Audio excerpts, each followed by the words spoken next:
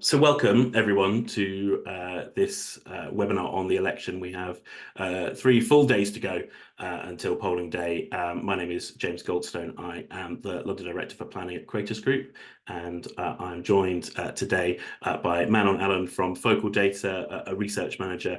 Focaldata are a technology-led research company that researches public opinion across multiple different topics. But Manon, would you like to add more to that?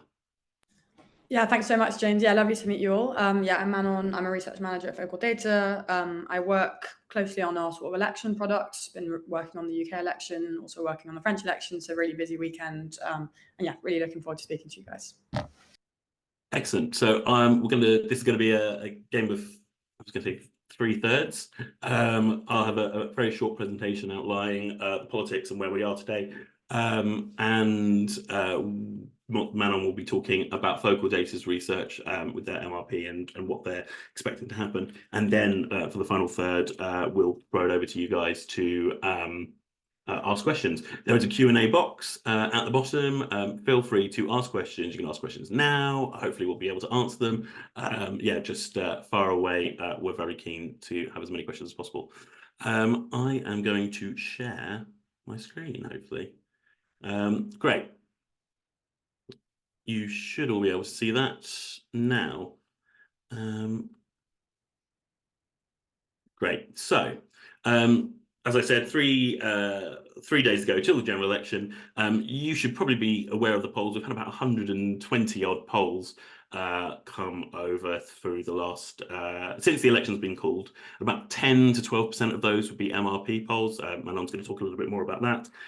If you'd asked me at the start of the election what we'd expect to see, yes, a tightening of the polls, a Labour lead dropping slightly here. Of course, that has happened, but the lead hasn't really reduced at all because of this. Since Nigel Farage joined the race, reform have increased at the expense of the Conservatives. And we're going to talk a little bit about what that means electorally shortly. These are all the polls since the election's been called. And I think if you're if you're a Labour person, which I confess I am, I should declare my bias, it's slightly less scary, coming down from the mid-40s to the kind of low 40s, high 30s is what you probably would have expected. And then we have the Conservatives slightly plateauing. Importantly, a lot of postal votes would have already dropped and voted. So effectively this kind of 24th of June, I don't know if you can see my cursor, this 24th of June mark here, but there are an awful lot of polls around that date on that line. That is when postal votes were dropping, and people mostly vote within the first 48 hours of that happening. So it could be the case that as much as 10 to 12% of the electorate has already cast their vote at this election. So if there were to be any late changes, it would obviously not affect there. So we're going to talk about seat predictions. I've got here the MRPs. Obviously, we have Focaldata there, and Manon's going to talk a lot more about this. But I think what's important to see here is that every single prediction of seat predictions, bar more in common, basically has Labour doing better than they did in 1997, or crucially, the Conservatives doing worse. Even more in common has the Conservatives doing worse. I think it was about 160 something in 1997, and it's about 155 in their most favourable seat prediction poll. And then you have silly figures here. I think Savanta's slightly silly. I would say find out now. Electoral calculus having reform on 18 gives me concern. Third one down. I'm skeptical of those. Obviously, I think Focaldata is the best, and we'll hear more about that. But you can see here on the range, majorities above 200 are the consensus, and our expectation is at worst, based on these polls, Labour will see a 1997 type result. At best for Labour, their majority is slightly difficult to fit all those MPs on the green benches, and the Conservatives get down to double figures. Now, I want to explain You might hear a lot about swings. I think it's more splits is more important to convey what's happening, because the swing, a Labour to Conservative swing in that one direction back and forth, like Republican and Democrats in the US, it's not really applicable anymore. So let's take the fictional constituency of Leicestershire Coastal, which had 55%, big stonking Conservative majority, Labour in the doldrums on 35. Lib Dems on about 15, others on about 5. Now, you can see how very quickly, without Labour really doing much more, getting up to maybe 28, 29, they can move into first place. First past the post is brutal if you cannot keep hold of your coalition. So these two figures together, the Conservative and the Reform figure together, would equate to only slightly less than what the Conservatives were winning in Leicestershire Coastal in 2019.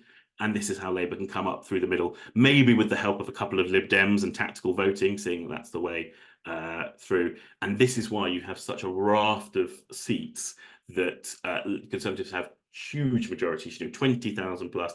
I think the largest 1997 majority that was overturned was was less than 18,000. And now you have key figures in both parties campaigning in seats where the Conservative majorities are 22, 23, 24,000. And this is why, because you can just come up through the middle. Labour can come up through the middle with not very much. Or in some other locations, Lib Dems can come up through the middle. And then tactical voting obviously plays a big part. I want to talk a little bit about polling misses, because we should be skeptical. We shouldn't just consume the polls, assuming that there's no errors. 1992 was the probably biggest polling error in terms of numbers, but also in terms of consequence. You can see that Labour were polling slightly ahead and the Conservatives roundly beat them. 1997, we think of it as a great election victory for Labour, but actually Labour underperformed the polls, as they did in 2001 and 2005 under Blair.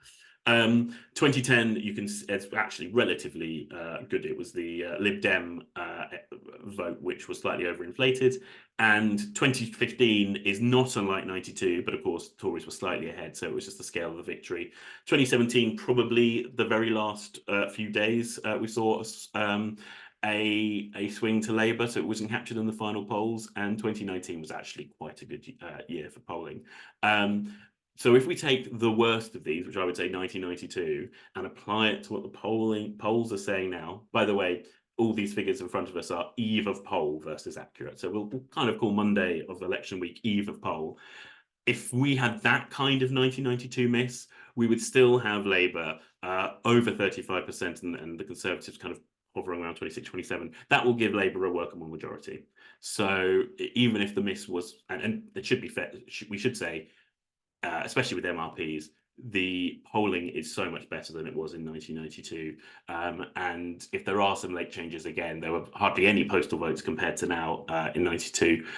So we would expect the kind of higher positions that Labour were enjoying a couple of weeks ago to take an effect on that. I want to also touch on the kind of rise of third party. Britain is increasingly, we've seen this with reform, becoming more of a multi-party state. 2017 actually is quite almost anomalous in that it was a very low year for third parties, slightly because the Greens hoovered up a lot of the Green vote. Sorry, that Labour hoovered up the Green vote, and the Tories hoovered up the right-wing UKIP vote, as it was then. And obviously that changed in 2019 with the rise of the Brexit Party. Now, looking here, I think it's completely plausible that we could be in a situation where if Labour kind of hit the 38 mark and Tories are in this kind of 23 doldrums, that third parties combined will for the first time exceed the two main parties, especially, and if the Tories are kind of getting down to the kind of figures of, despite getting 22, 23% of the vote and getting relatively paltry numbers of MPs, you could almost, I don't think it's likely, but you could almost see the advantage of the Conservatives to back proportional representation. The Lib Dems do, the Brexit do. The Brexit Party support it. There are fringes in the Labour Party that will. So I think this is something that I'm going to pay particular interest in, because Labour are promising electoral reform. proposing, electoral reform in reducing the age of voting, reforming the House of Lords. I don't think PR is going to be underneath that, especially when they have a stonking majority, but it's going to be slightly obscene if Labour can be in the kind of 38, 39 percentage and are holding nigh on 80% of the MPs. That would be a kind of an obscene outcome, but it's completely plausible. Now, this is probably my favorite slide I've ever made in my career. Slight Schadenfreude kicking in, but yes, who are likely to go? Now, I think we have to say goodbye to this top level. We've got the Defence Secretary, Grant Shapps, and Alex Chalk, Justice, Mark Harper, Transport, Welsh Secretary, Chief Whip, Johnny Mercer, there's the Veterans Minister. Currently now they should be brushing up their CVs or their LinkedIn profiles because according to the polls they are gone. In real danger are, we've got, I think the most key one is the Chancellor. The Lib Dems are nipping at its heels. We also have Penny Mordaunt, President of the Council, and a host of others, including, it's not a minute, I've tried to focus on cabinet members, but I couldn't resist putting Jacob Rees-Mogg, who is in real danger. And then you've got the should be nervous. Oliver Dowden, the Deputy PM, the Foreign Secretary, James Cleverly, Liz Atkins, the Health Secretary. Then you've got Richard Holden here, who's the Conservative Party chairman, who was representing a seat for the North, whose name escapes me, but now has moved to, I think, Basildon and Billericay, in a bit of a stitch-up to get himself a safe seat. He could be under threat as a reformer, taking big chunks out of the Essex vote. And then we have Esther McVey, the Minister for Common Sense. Lord knows what she makes of the Conservatives campaign. And then I couldn't resist putting these two in, who are not cabinet members, but of course, Liz Truss, has quite high name recognition, even in her constituency of Southwark Coastal. I'm told that she seems to be doing okay, but you know, she has a particular reputation that doesn't help her. Teresa Coffey, the MP for Southwark Coastal, was her deputy PM, and she also is kind of struggling because of her associations with our most recent former Prime Minister. Those in the know will know that our managing director, Jennifer Riddle-Carpenter, is running against her for Labour. And as exciting as it would be, I don't think Rishi Sunak's going anywhere. And we've got Kemi Badenoch here and Tom Tugendhat, both individuals who will probably put their hat in the ring to succeed Rishi Sunak. Very quickly, stay awake for the exit poll at 10 p.m. and then you've got a decision to make. A cat nap between the hours of 10:30 and 3, well worthwhile. But if you want to go through the night, I can't stop you, but you can see here that it's going to be 3 till 5 is between 2 and 5 is when the main action happens. But you've seen elections before, you know that's the case. So then we get finally to the longer view. Yes, there'll be a new PM as early as Friday, assuming no hung parliament situations, which we don't think is likely. Sunak is likely to resign immediately as party leader. So that's one to watch, but he may not. So we'll watch that. Cabinet positions over the weekend. Parliament will be sitting on Tuesday. We'll have a King's speech on the 17th of July. It's not so much the King's speech, the content of the King's speech, that is of most import. It's the civil service background briefing for the King's speech. Now, there isn't much time for the Labour incoming government to brief the civil service about what that briefing should entail. And I've heard that, well, the civil service are meeting with the Fabians, or met with the Fabians in March to try and get a sense about what Labour might actually do. There have been some access talks, but very few. So we'll be watching that very closely, less so the King's speech, but the background briefing. And then late July, maybe an extended parliamentary session if Labour have this agenda that they want to push forward. That's been mooted. I would be surprised if it goes into August. It's probably going to be a couple of weeks tops. Then we have the Labour Party conference in September 22. Sorry, the 22nd of September through to the 25th.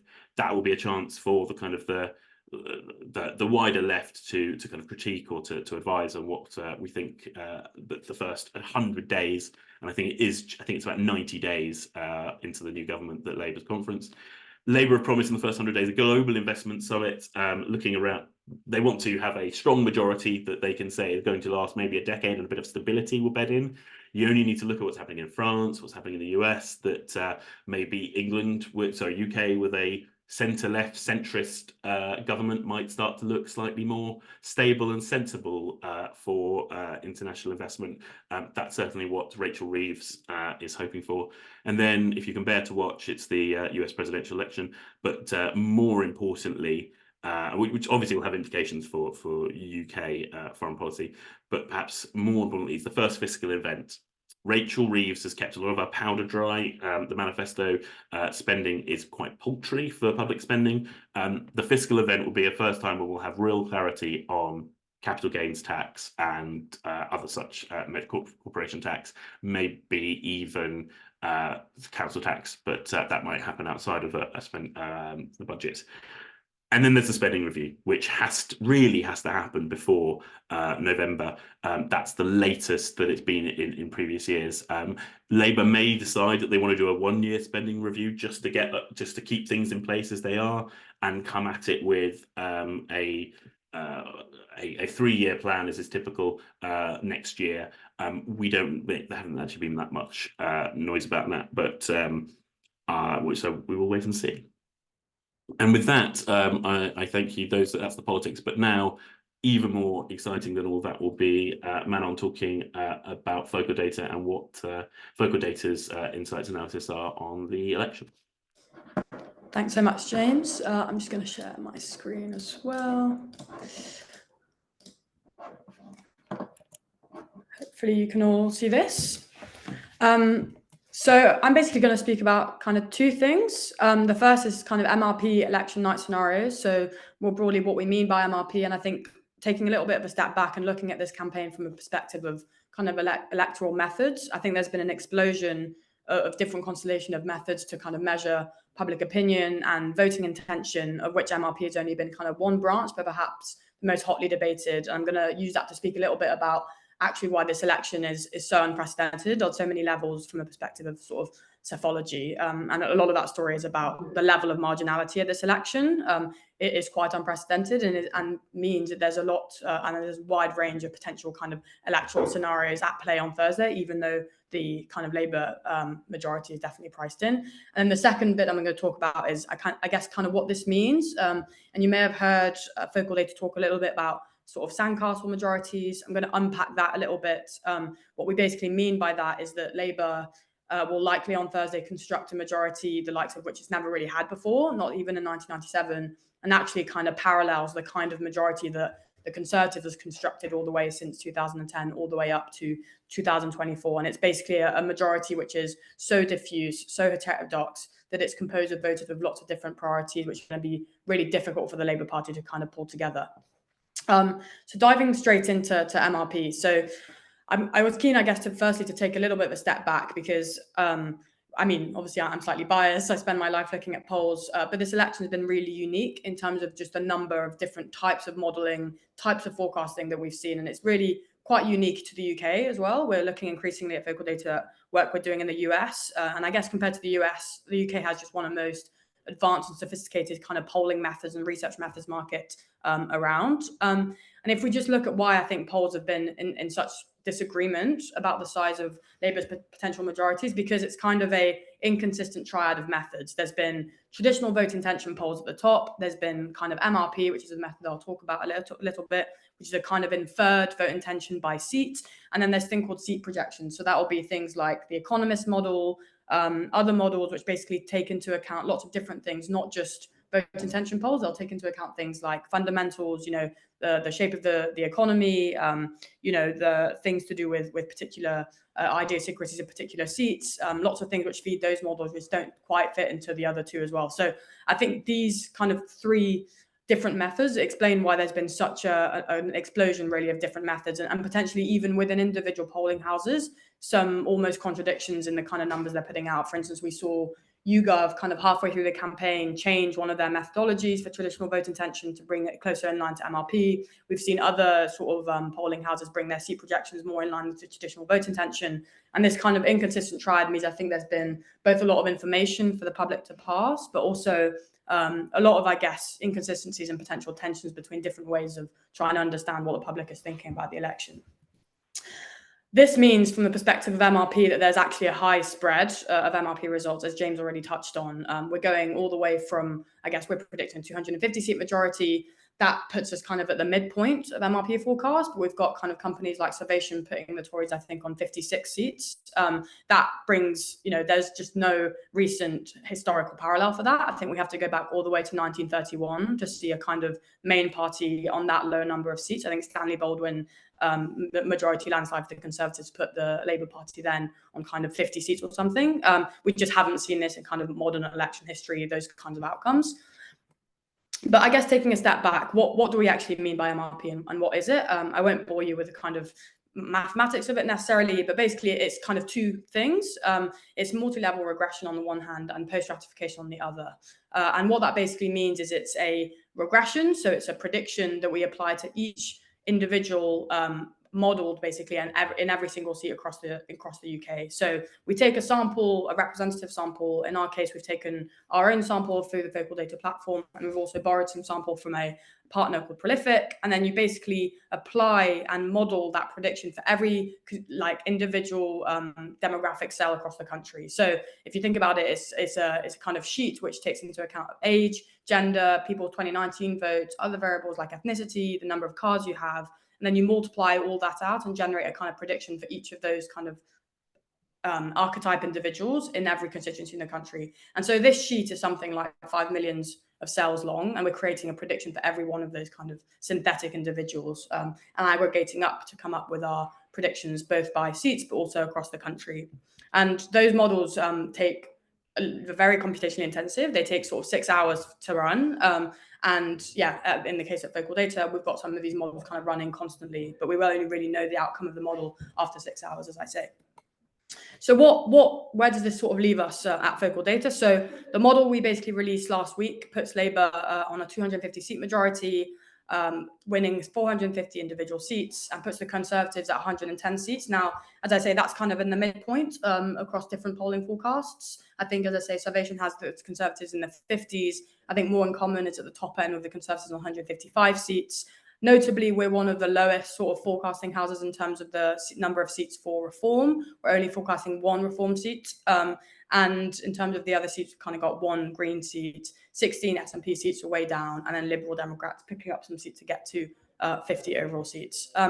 But looking under the hood, what does this all mean? So Labour is set to gain 250 seats, including regaining the whole of the red wall and 4 blue wall seats. So the blue wall is this kind of, there's the red wall that people are very familiar with. It was kind of the story of the 2019 election. The blue wall is this kind of belt of seats in the south of England, often basically going to be increasingly exposed and predisposed to voting Labour because of demographic churn, basically people leaving some of the big cities, London in particular, because of things like house prices, and basically moving into the suburbs, into the belt around London and into the south of England, and increasingly sort of displacing the Conservative vote there. So we've got Labour regaining sort of 4 blue wall seats in our model. But as I mentioned, I think the big story of this election is something we call sort of marginality. So what do we mean by sort of marginal seats? So in our model, we basically call any seat marginal if the difference between the main party and the next biggest party is less than 5%. That basically means that if there's a 2.5 point swing from one party to the other, the seat swings from one party to the next. And in our model, we've got 109 seats, which are marginal. That's an extremely big proportion of the overall seat count, as you can imagine. I think that actually puts us at the sort of lower end. I've seen some models with 150 sort of marginal seats. And in kind of modeling speak, those seats are basically too close to call. Like, frankly, we shouldn't even really be putting a number on those seats because they could be so susceptible to kind of statistical noise that it's just really difficult to predict them accurately. So where does this sort of marginality and how does it play out, and how does it mean that actually what's going to happen on Thursday is quite difficult to predict? In terms of the level of marginality we're seeing at this election, as I said, it's extremely unprecedented. I think if the 109 sort of marginals were to play out on the actual Thursday scenario, it would mean 17% of UK constituencies are marginal. And that would be just very unique. I think in 2017, as it says on the slide, only 14% of constituencies were marginal. In 2015, is only 9%. So this level of marginality, both from the perspective of this election, means it's quite difficult to call individual seat correctly. But in terms of just looking ahead into the future of kind of elections in the UK, it just means there's an incredible number of seats now which are fundamentally in play in the way they just never would have been 40 years ago. So looking, I guess, at how this marginality plays out and actually why it's quite asymmetric. So in terms of the seats that we have the Conservatives winning, we basically have 50% of those seats are marginal, basically. So they could basically flip in a situation where there was, as I say, a 2.5 swing to Labour. And this is it kind of outlines the degree to which the Conservative exposed to these tiny swings. Obviously, we haven't seen a huge amount of movement in the polls over the last 2 weeks, but it just shows that, both from the perspective of, actual swings which was to happen on election night and haven't been picked up by the polls, but also from the perspective of modelling, it's extremely difficult basically to call a lot of these seats correctly because the margins are basically so razor thin. And this also doesn't quite show the degree to which some seats are like not 2 but 3-way toss-ups. So Labour, Conservative, Lib Dem, and kind of pricing in tactical voting in these models is inherently quite difficult because it's quite hard to pick up via polling the predilection of individuals towards tactical voting. What does this actually mean? I think, as James sort of very, very eloquently put it, this sort of level of uncertainty around these sort of marginals that could flip from one party to the other means that the range of potential, victory scenarios for Labour is extremely wide. If, for instance, this is kind of not super neat to look at, but if you look at, for instance, our forecast, so we're forecasting a Labour majority of 250 seats. But if you just look sort of 2 rows down, so if we were on Thursday night to see a sort of 2.5, 5-point swing against the Conservatives, and you assume that they lose all their marginals, we could be looking at a 330-seat majority, more in line with some of the pollsters at the upper end. So again, these margins are razor thin, and in terms of how that plays out at the electoral scenario, it means the majorities could be anything from 250 to 330 seats. Again, I wanted to create a sort of note and pin on the impact of reform on this election. This is, again, a pretty dense slide, but basically what it's showing is different simulations of what were to happen if the Conservatives sort of shed or like one percentage point of the Conservative vote peels off to reform, and how that affects kind of the Conservatives' share of seats and Labour's share of seats. So if you look at this chart, it basically suggests that if the Conservatives were to lose 1 percentage point of their vote to reform, the number of seats which they have goes down from 140 seats to 128 seats. So they lose 12 seats in that scenario. And Labour, as a result, will pick up something like, 11 seats, basically. And that just shows the degree to which the Conservatives are exposed in some of these more marginal seats to reform picking up votes off the Conservatives. Cool. So what does this all mean? So as mentioned, Focaldata have spoken a lot about sort of sandcastle majorities. And what we mean by that is basically these majorities which are constructed from very loose coalition of very different types of voters. This Labour majority will potentially consist of, a huge number of seats in Scotland, the likes of which they just haven't seen since like 2015. It will have, lots of constituencies in the south. The probably first time the Labour have ever picked these up in the south, in constituencies like Canterbury, in constituencies around the Blue Wall, and obviously regaining the whole of the Red Wall, of which the proposed Brexit realignment has been really, really strong. So in terms of thinking about what this means, we've been thinking about how this kind of parallels to the kind of coalition the Conservatives have built over the last 14 years. In a way, what Labour are going to do is have a almost accelerated version of what the Conservatives have done over the last 14 years.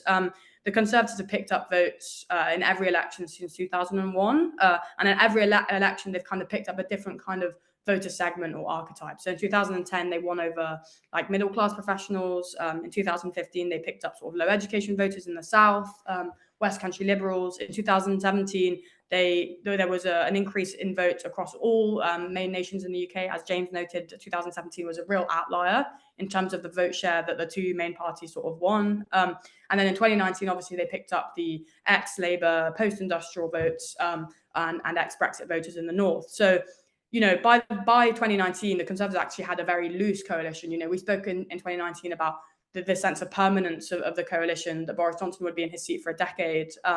And it's just quite interesting to look back and think about actually this sense of permanence kind of belied a quite loose and fragmented coalition beneath the surface. And a lot of this is to do with the fact that, voters are no longer voting for the party their parents did. Votes are increasingly transactional. People are lending their votes to parties and withdrawing them at the next election.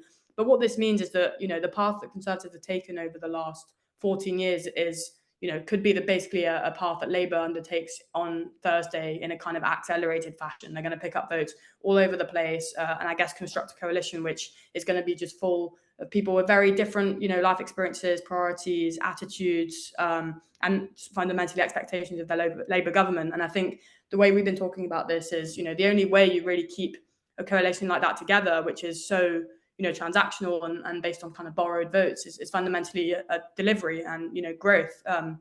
If these votes are not kind of ideologically motivated, then the only way you really keep that coalition together is just by giving voters something to vote for again at the next election. So what we mean by this kind of sandcastle majority is a sandcastle which is kind of built up really, really quickly, but could very easily just be washed away just as quickly. So that's not to say we need to expect anything of the next election, but it's just to say that, the results we might see on Thursday will have a kind of surface sense of permanence just by virtue of how unprecedented they will be in kind of recent electoral history. But that doesn't necessarily mean that the coalition that Labour will have pulled together will be necessarily durable. So yeah, that's all I had to present. Fantastic. Thank you so much, Manon. I've got a few questions, though. I encourage people to add to them in the Q&A. So it seems that every election there's some degree of kind of crowding, and there's always like some outlier who then I don't know who got 2017 correct, so that Labour would probably just keep it into a hung parliament. I suppose. Why does crowding happen, and what do you think the likelihood of those outliers, either more in common on one side or as it's Savanta on the other, being right, and why would they be right if they were right? What assumptions are they making that maybe others aren't? Sure, yeah. So I guess, yeah, two questions there. So in terms of 2017, I think as I mentioned, I think this election's been so unique in terms of just frankly the number of providers who are getting involved and sticking their hat in the ring. I think there's been sort of 13 different predictions at this election. In 2017, I think YouGov were basically the only one amongst others. And YouGov got 2017 pretty much on the money. I think it was basically the MRP validating election, and that has kind of launched this kind of MRP kind of frenzy since.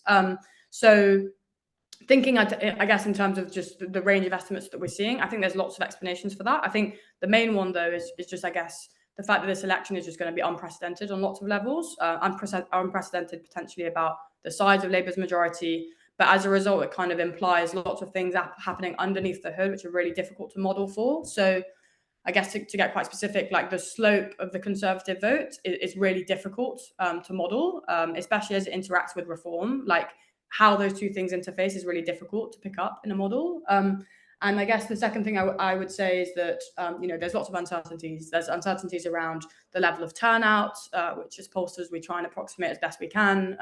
We look at kind of historical parallels. We try and, basically assign, in the same way that we assign everyone a vote share prediction, we assign them a turnout prediction in our models as well. So turnout is one factor. As I say, the Conservative vote share is another factor. And the third factor is I guess, polling in a sense has become like slightly cheaper since 2017, which just means the barriers to entry are slightly lower. Like there's frankly just more people who can buy data, create models, have a go. And that, I guess, has meant that there's been this kind of, explosion in different methods and ways of looking at this election. So yeah, that would be my answer. Has it got cheaper then? Yes, it has. There's frankly just more people, willing to take surveys. There's basically more people willing to take surveys, more people, frankly, coming out of university with the kind of data skills that you would need. The computational power has massively increased as well. So as I mentioned, these models are super computationally expensive. We run ours, as I say, for like 6 or 7 hours in the cloud. And frankly, those computational costs in 2017, like a full 7 years ago, would have been much higher. So overall, the kind of cost and cost of entries is lower, and I think that partly explains why you frankly just have more players getting involved in this election. Because I understood that part of the issue with polling online, for example, previously was the quality, or you kind of start having a self-selection bias of people who are younger or more connected. So would it be accurate to say that more people are living online regardless of age, especially since COVID? And that a better sample across the UK online? Yeah, I think that's definitely true. I think we've got better at noticing kind of what sampling errors look like. Over time, I think you can never quite predict the next big polling error. But if you look at, for instance, the big polling error that happened in 2016 in the US, a lot of that were to do with the fact that people weren't weighting and sampling by education. So they basically missed a whole cohort of potential Trump voters. And now we've corrected that. Each election, I guess, is a kind of we basically correct for the error at the previous election, and over time you'd imagine that those kind of predictions get better. I think to your point on kind of expense, I think what's been really interesting about this election, and I guess the range of methods that we've seen, is that all our pollsters will have a slightly different modeling methodology. They'll be accessing different panels to some extent. Ipsos, for instance, came out with a kind of probabilistic sample, which is very different basically to the way we would do our online sampling, and is considered sometimes superior in different bits of the industry. And they came out with a prediction which basically looks really, really similar to ours. So what's quite interesting and reassuring about the fact there's been such a range of different providers getting involved is actually the fact that despite the wide range, lots of our, for instance, our prediction looks a lot closer to something like a YouGov, which has approached this completely differently, basically. And it's useful to do that because there's a basically cross-check on different methods across the different providers. Yeah, that's really interesting. I've got we've got some questions coming in from through the Q&A box. We'll come to those. I wanted to understand. We'll talk about the sandcastles idea. What does the polling suggest where the Conservatives go after this election, if they want to kind of embrace a kind of a Brexit party, so a Reform Party agenda, or if they want to kind of go in a more kind of Cameroon, Tom Tugendhat direction? How would that impact the kind of the sandcastle that Labour will pull together? Yeah, I think it's a really good question. I've got a slide on this I can quickly pull up. So this is, hopefully you can all see this. These are basically the voter flows from 2019 to 2024. So you can see that the Conservatives are basically retaining, just half of the voters that voted for them in 2019. And then the rest of them are kind of peeling off in lots and lots of different directions. So some of them are going to Labour, a larger proportion are going to Reform.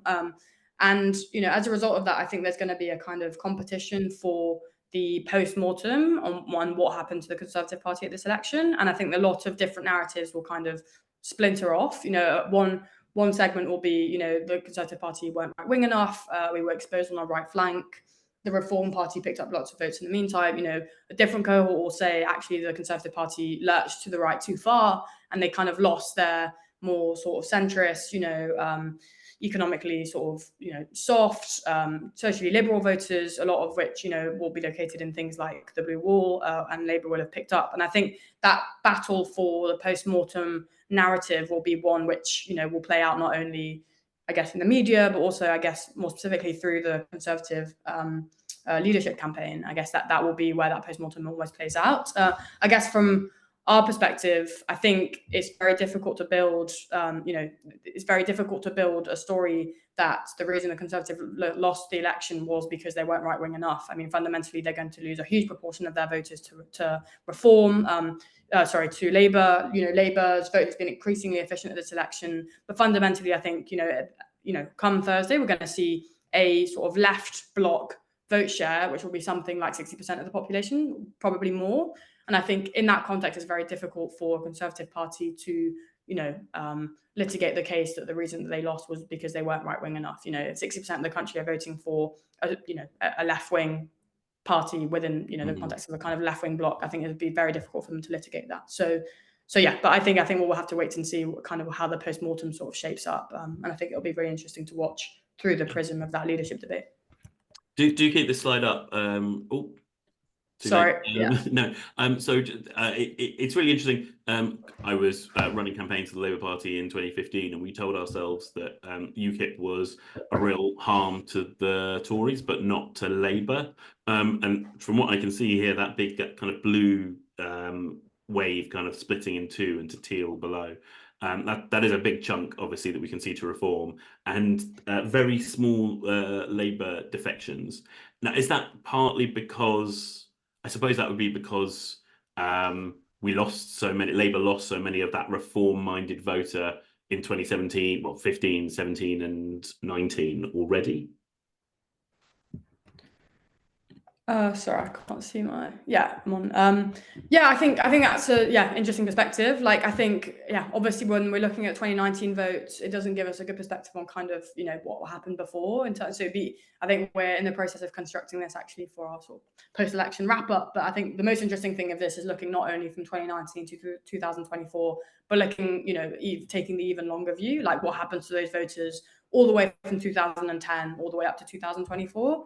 And I guess the really interesting story there is that the proportion of switchers we're seeing at elections in the 2010s and into the 2020s is again completely unprecedented. Like, if we were to track one voter from 2010 to 2024, it really wouldn't be anomalous for that voter to go, okay, they were Labour before, they fell for Clegg Mania in 2010, voted Lib Dem, frustrated with Clegg, voted then Conservative in 2015, somehow flicked back to Labour maybe in 2017, then flicked back to Boris Johnson in 2019, and then we'll probably come back to Labour in 2024. Like, that wouldn't be that strange a trajectory, just in terms of the amount of switching that we're seeing. So, but I guess to answer your point directly, I think that's definitely the reason that why we're seeing so much high retention on the Labour side. It's frankly because the people that stuck with Labour in 2019 were a particular type of person, and it's now a story of Labour regaining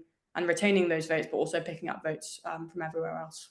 Okay, excellent. And just finally on this slide, you've got the did not votes, and I'm pleased to see that Labour are winning a good little chunk of the did not votes, but there's no will not votes on the right-hand side. That kind of, I mean, it speaks to your point about turnout, doesn't it? It can, how are you modelling, the Conservatives will stay home, etc.? Yeah, I think that's a really good point. So I think taking a step back, one of the other kind of things on our shoulder when we're thinking about these predictions is something called the spiral of silence, which was a kind of like modeling or kind of cephalogical phenomenon that happened, I think, at the 1997 election. Oh, actually, probably no, 1992, I guess, would make more sense. And that was basically the fact that it's kind of this phenomenon of shy Tories. Like, people are really reluctant to tell you they're going to vote Tory because of things like social desirability bias, and they basically don't want to admit it, and they also might not want to admit it on the doorstep, crucially. I think online sampling actually has helped with that to some degree. Like, people are far less likely to be squeamish about saying they're going to vote Conservative in an online poll compared to a kind of in-person poll. In terms of your sort of question, I think we've deliberately excluded the will not votes here. I think we basically either kind of just count them out. So if they're going to tell us they did not vote, we just don't count them in this matrix. Or I think we sometimes do what other providers do, which is kind of ask them a squeeze question, which is basically like, you're telling us you're not going to vote, if you really had to, like, who would you vote for? And you reallocate them that way. And based on our analysis, it's interesting because that squeeze question has a kind of 60% accuracy. So of the people who then, people who've told us they're not going to vote and then asked again how they're going to vote, we kind of get to 60% accuracy. So, there's basically just an inherent 40% kind of randomness. Like, some people genuinely just don't know and will make a decision, in the polling booth, basically. And lots of kind of anecdotal coverage I've sort of seen, stuff in focus groups as well. I think, the proportion of people who are saying they don't know or undecided has gone down over the election campaign, but there's still quite, a sizable chunk of people who genuinely do not know and will not know, I guess, until they turn up to the voting booth. And it's interesting the kind of psychological influences that happen in the voting booth. There's just inherently quite a lot of noise there and randomness, and it's quite hard to predict and model for. David Evans, the General Secretary of the Labour Party, always offers the quote. I think it's something, I think I've heard him say it as high as 20% of people make up their mind finally in the ballot booth as into the ballot. But what's key is, do those late deciders all break in one direction, or do they break in exactly the same as the kind of early deciders? And obviously it's harder to pick up a late break in one direction. But thank you for your answers. I've got a couple of questions from the audience. So we partnered with Focaldata for a report last year. We presented at the Labour Party conference talking about the East, all the conferences in fact, the East-West divide. How is that divide that was so critical in 2019 going to manifest in the 2024 election? Yeah, I think that's a really good question. I think a lot of the marginals that we're seeing and the swings that we're seeing are disproportionately kind of in that elastic belt of seats. There is just something inherently just electorally quite strange about those seats in kind of the eastern belt of the country. I think all the discussion about Castle Point over the weekend is a case in point. And I think just in terms of how that's looking, I think they're basically the seats where we're going to see the most kind of swing and frankly the most I guess perhaps quite shocking and quite kind of breaking the patterns that we would see in other places in the country, basically. But if you were to look again, sorry, I'm keep pulling things back up. But if you look at what we're kind of seeing, the way to look at this is the hex map on the left. The reason we show it like this is obviously if you were to have the actual geographical map, it's quite hard to see the small constituencies, especially in London. You can see that the Conservatives are retaining a lot of these kind of Eastern Belt seats, but I think Labour are going to be making inroads there, and also we've got some Lib Dem pickups there, which we wouldn't have seen, I guess, in the past as well. So yeah, just a kind of electorally quite strange bit of the population in the country. But as we can see, I think it's going to be kind of breaking for Labour, breaking for Lib Dem, with the Conservatives retaining some of their seats in that part of the country too. Okay, again, if we leave this slide, no, too late again. Sorry. Because the next question is it's quite good for the next question. So someone's asked, how do you factor in, local independents like in Islington North with Jeremy Corbyn? You've also got Nigel Farage in Clacton, but then there are those anomalous seats like the two green ones, like in Brighton and Bristol. How do you give a very accurate how does MRP give a very accurate prediction for a constituency that obviously has local issues and kind of peculiarities? Yeah, I think that's a fantastic question. So just to speak a little bit about the method of MRP and what it's doing, it's basically trying to pull information from sort of two different sources. So the first is from a survey that you run, like a nationally representative survey, which gives you the information about the vote intention of particular types of people, or even particular types of like synthetic people. Like we'll know from our survey that women, or women between the ages of X and X will break like this. But the survey also helps us to kind of predict, if you were to have a woman between the ages of this and this that we don't have in our survey, it gives us enough information to kind of try and give that prediction. So that's one element of the prediction and where we get the information from. The second is we kind of leverage the information available in the census to kind of anchor the prediction in the actual realities of particular constituencies. So it's a combination of those two things which gives you the actual prediction. So in terms of thinking how it plays out in relation to independence, basically it's quite difficult to predict what's happening in seats with very specific local dynamics if neither one of those sources is giving you that information. So the way we would deal with that is basically oversample, like use the survey to oversample the constituencies which have really specific kind of local dynamics and inflections. And that's basically what we tried to do in Islington North and other constituencies with very specific local dynamics.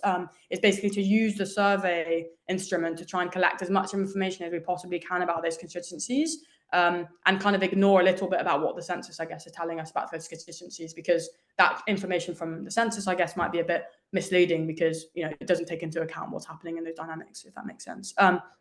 So I think we're quite happy with our Islington North prediction, if I remember correctly. I think, interestingly, our reform seat count is lower than other people's. I think we've got some questions about that. Perhaps we're just not quite sampling the bits of the population enough, which have kind of reform inclined views. And I think reform have had a really interesting, campaign in lots of ways. I think it'll be really interesting to, there'll be lots of data which comes out about the trajectory of different parts of the course of the campaign. There was obviously a big, bump for reform, I guess, after Nigel Farage announced his election. Then there was a couple of, I guess obviously the campaign confronted a few hurdles, to say the least. And then, most recently, their social media impression counts are quite outstanding. But it'll be interesting to see how that kind of plays out in the actual election scenario. So, yeah, I guess to answer your question, the way we deal with local dynamics is we kind of oversample those places where we know there's going to be those kind of specific local dynamics.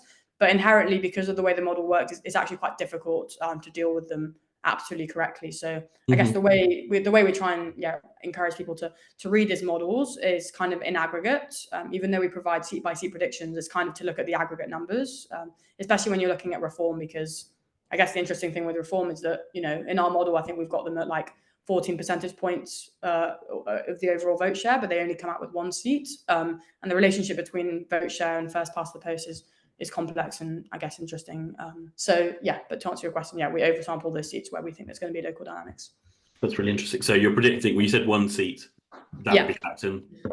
So to get a bit complex, so the way we've actually come up with these overall seat predictions is basically looking at all the probabilities across all the seats and then try to come up with a kind of aggregate level prediction. So we actually don't have them winning any particular seat in our model. They basically don't beat Labour or the Conservatives in any individual seat, but we think they're close enough in basically something like 30 seats that at least one will flip over, if that makes sense. So it's a difference between a kind of first past the post forecast and I guess what we call like a probabilistic forecast. It's like you look at all your probabilities in the whole, and then you make a call about, you know, we've got X number of seats which are within X range of winning. Like how many, if we were to run this model 10 million times, which is kind of what we do, how many would you expect them to win in the round, if that makes sense? So reform, we've got winning basically 1 seat in the round, but we can't actually tell you which seat that will be. I think interestingly that we've got them highest in Exmouth or something, not in Clacton. And that's based on the demographics of that particular constituency, exactly, not the strength of the candidate or anything like that. And how do you? I suppose it's kind of I was going to ask kind of question that relates to kind of activity that happens on the doorstep, such as Kevin Craig's bet in. But you kind of already explained that. I suppose the question is: are you going to drop another poll between now and polling day? Yes, so I think we're planning to drop one tomorrow. I think the decision will be guided by, frankly, the data that we're looking at. We've got kind of data collection happening on an ongoing basis, and basically we will only sort of drop another one if we think that there's been a kind of lurch or campaign related change in the data that we think is kind of worth modeling on. So basically keep your eyes peeled. I think tomorrow most likely, but also we could just not. Okay, exciting. I've got one question talking about, does the result make any difference to housing development and the planning process? Probably the Labour, we're in this odd position where we have to consider this, the Labour blowouts, where you have maybe as many as 60, 70 Labour MPs in kind of green belt heavy or kind of NIMBY heavy areas. Does mean that quite a challenge if they're inside the tent. If you would kind of expect them to be the Tories on the opposite side. So if you had a 1997 result, the kind of places that Labour needs to be building in, or any government needs to be building in, are the southeast with high land values. They were represented almost, they were represented very well on the Conservative benches in 1997. If you take 30 or 40 of those guys and turn them into Labour MPs and put them on the Labour benches, then I think that's going to cause some difficulty. And Labour are going to basically just have to make a decision very early on. They know they want to embrace that pain for the benefit of economic growth. But I think that it will be, the politics get slightly murkier. I know from having spoken with Labour that they have planned for hung parliament, an unworkable majority, a workable majority that's slim, and a decent kind of 2005 plus results. They haven't really made much distinction between what they will do if they get a good 97 star result or if they get a kind of Tory apocalypse result. They've not really sought to say, how is this going to affect us? Party discipline could be an issue, but of course, I know candidates who are down as paper candidates, who did not expect to be MPs, who may, be asked to vote on budget measures that they're not 100% on board with, and that could cause problems. But then some of them will be like, right, this is my shot. I want to be a minister. I've got to play ball. And for if anyone who wants to have a ministerial career will need to get on board with what the Labour whips are saying, lest there'll be 4 or 5 other suitors for any kind of front bench jobs or committee postings. So I think they will have a lot of power of patronage, but it is going to be really difficult. I can't stress the benches are not big enough but if they weren't really big enough for 97, and if some of these crazy results come in, it's crazy to me, that they really will be, it will be bizarre to see effectively the Lib Dems kind of at the height of Cleggmania, and then the Conservatives in a similar number, kind of side by side. It will look very sparse. But anyway, that's another reason why we need to remake Parliament. We've got 5 minutes left, but it's we said we'd go to 1. It was a limit, not a target. So if there are no other questions, just leaves me to thank you, Manon, so much for sharing your insights and your data. I really hope we get to see more of that in the next 24 hours from Focaldata, because it's always immensely interesting. What is there anything, kind of, forget the quantitative, is there anything that you're really interested in looking forward to over the next week?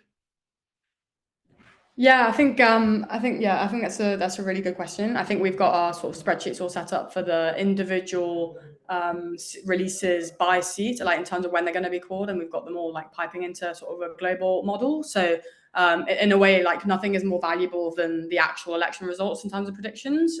Once we know basically 2 seats, your model accuracy goes up massively, because you actually know the swing from one group to the next, how that constituency dynamics is affecting that seat. So yeah, I'm super excited for election night, and then probably sleep after that. Yes, no, I'm going to have to work on a sleeping strategy. Manon, thank you so much. Always enjoy partnering with Focaldata. For those who are around on Tuesday morning next week, we will be hosting an event for talking about what the results of the Parliament mean, and who's who of who's coming in, and what the Parliament will look like, and what the next 4 to 5 years will look like. Details of that can be found at cratus.co.uk. Just remains me to thank everyone for joining. Thank you, Manon, for all your insights. And yes, have a good day, and remember to bring your voter ID when you go to the polls.